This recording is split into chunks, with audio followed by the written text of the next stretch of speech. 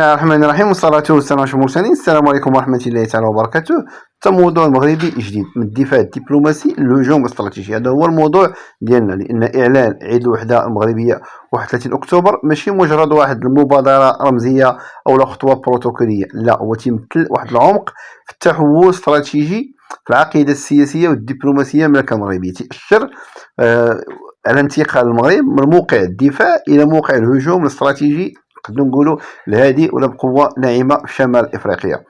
لأن أزيد من تقريبا 4 قرون، واحد 50 سنة، تعامل المغرب مع قضية الصحراء واحد الموقع دفاع استند على الشرعية التاريخية والقانونية، وأيضا القوة الميدانية تمثل في الجيش المغربي.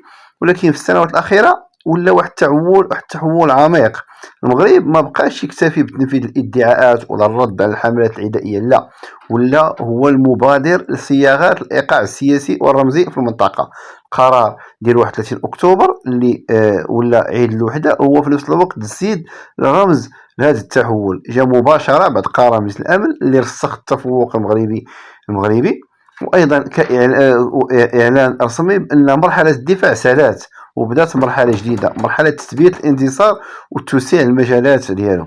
أيضا كاين هنا قوة رمزية كسلاح استراتيجي، لأن في عالم السياسة، خصوصا السياسة المعاصرة، الرمزية ماشي طرف ولا هي تنديروها، لا، هي أداة من أدوات القوة الناعمة. المغرب إطلاق هذا العيد الجديد رسل رسالة مزدوجة، سواء داخليا تقوية الجبهة الوطنية وتعزيز الشعور بالانتماء، ثم على المستوى الخارجي تأكيد أن الوحدة المغربية واقع سيادي لا رجعة فيه، وأي مناورة من الخصوم ما بقاتش تتأثر على القرار الوطني. في نفس الوقت نقدروا نقولوا اختيار التاريخ هو ضربة معنوية محسوبة. في الوقت لا يحتفل المغرب بالوحدة الترابية ديالو بنهار من قبل، فمن نهار من المورا مباشرة يكون عيد التراث الجزائري، بمعنى 31 أكتوبر العيد الوحدة الوطنية، 1 نوفمبر عيد التراث الجزائري. يعني أن المغرب ولا تتكتب السردية ديالها الخاصة، تتفرض التوقيت ديالها السياسي في واحد الوقت اللي مازال النظام الجزائري عالق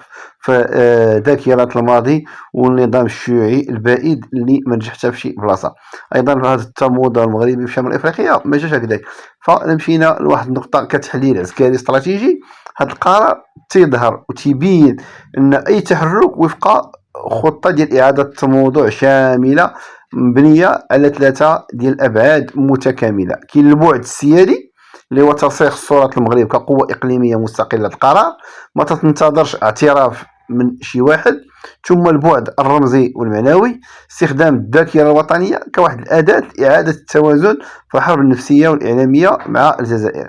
ثم البعد الثالث والأخير عندنا في هذه النقطة هو البعد الجيوسياسي، تموقع المغرب كقوة وكفاعل استقرار مقابل نظام مهدد بلا استقرار. تقدر هنا باش نوضحوا، المغرب هو اللي فاعل استقرار، الجزائر هو نظام مهدد بلا استقرار. الشيء تيعكس ولا تينعكس على العلاقات مع أوروبا، مع إفريقيا، وحتى مع الفاعلين الآسيويين. بطبيعة الحال هي رسالة للجزائر، نهاية المبادرة الأحادية. النظام الجزائري اللي اعتاد من السبعينات على امتلاك زمام المبادرة الإعلامية والدبلوماسية في ملف الصحراء، لقى راسو اليوم محاصر بخطاب مغربي جديد، خطاب واثق، هجومي منظم، ما تيستفزش بالشعارات ولكن تيستفزك بالمنتجات الميدانية. الجنرالات في الجزائر تيدركوا مزيان ان عيد الوحدة ماشي مجرد احتفال، ولكن هو برمجة سياسية ذكية تجعل منهم وتخليهم كل سنة مضطرين لمقارنة الواقع الداخلي المتأزم مع وحدة مغربية متماسكة ومتصاعدة النفوذ. بطبيعة الحال هنا تهضروا على المغرب يصوغ من جديد معادلة الردع الجديدة. إذا كان الردع في المفهوم ديالو العسكري مبني ولا تيقوم على امتلاك القوة المنافع، المنع العدو من المغامرة، يعني بمعنى انت تشري سلاح وتدير استعراضات باش العدو ديالك ما تيهجمش لان عارف القوه ديالك. فالمغرب اليوم تيطور مفهوم الردع السياسي الرمزي، ردع مبني على الشرعيه، استقرار. الهيبه السياديه هي وحده من العناصر اللي ما تيمكنش تشريها بالسلاح ولا بالنفط. بحال شي واحد اللي عطيه الله القبول، عطيه الهيبه، تيكون فقير ولا ما عنده حتى حاجه وتيكون عطيه الله الهيبه بحال هكذاك. بهذا المعنى يعني نقدروا نقولوا تيمثل عيد الوحدة نقطة تحول في العقيدة ديال الدولة المغربية، من الهجوم عفوا من الدفاع للهجوم، من التفاعل للفعل، لصناعة الفعل، ما تكونش عندك ردة الفعل، أنت تصنع الفعل، من التبرير للمبادرة. هي ماشي فقط واحد عيد الوحدة الترابية، ولكن هو تجسيد الوحدة الاستراتيجية. المغرب تيعرف فوقاش يهدر، تيعرف فوقاش يسكت، تيعرف فوقاش يضرب، فين يقدر يبان لك هاد النقطة اللي هضرنا عليها الأخرى. خليونا من الدبلوماسية، راهي الاستفزازات العسكرية اللي كتديرها بوليزاريو الذراع العسكري ديال الجزائر، لا حاجة كما تكون من الجزائر، راه بداو مؤخرا في هاد 5 سنين.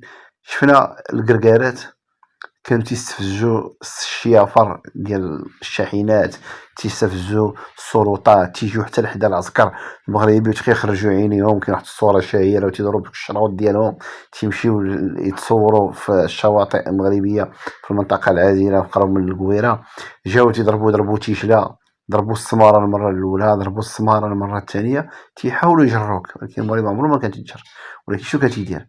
كيصفيه واحد بواحد، يعني تيجي معلومات استخباراتية دقيقة، تيرصد دوك القادة ولا ديك الوحدة العسكرية اللي دارت داك العمل الإرهابي، تيتم التصفية ديالهم كما تيقولوا عن بكرة أبيهم. ثم في الكركارات عملية عسكرية دارتها يعني وحدات ديال المشاة، يعني واحد الراتيساج، شطبوهم، راكم شفتوهم هربوا، خلاو يصناد لهم، خلاو الكياطن. علاش ديك الساعة ما تحاربوش؟ علاش ما ضربوش؟ علاش ما خدموش القوة كما تيدعيو؟ تما كانت واحد الفرصة باش يبينوا انهم قوة ميدانية، يبينوا انهم قدروا يطحنوا الجيش المغربي.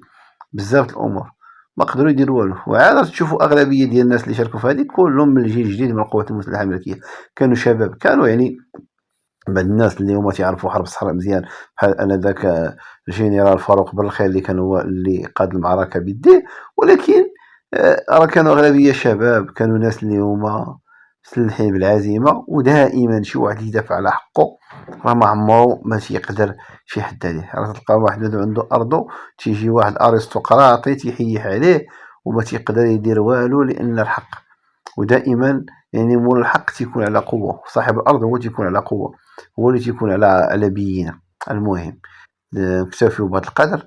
هذا موضوع من المواضيع اللي تقدروا نستنتجوها من الأحداث اللي كاينة، وهذا ما كان. تحية لكم جميعا، شكرا على المتابعة، أدام الله الأمن والأمان لكم، السلام عليكم ورحمة الله تعالى وبركاته.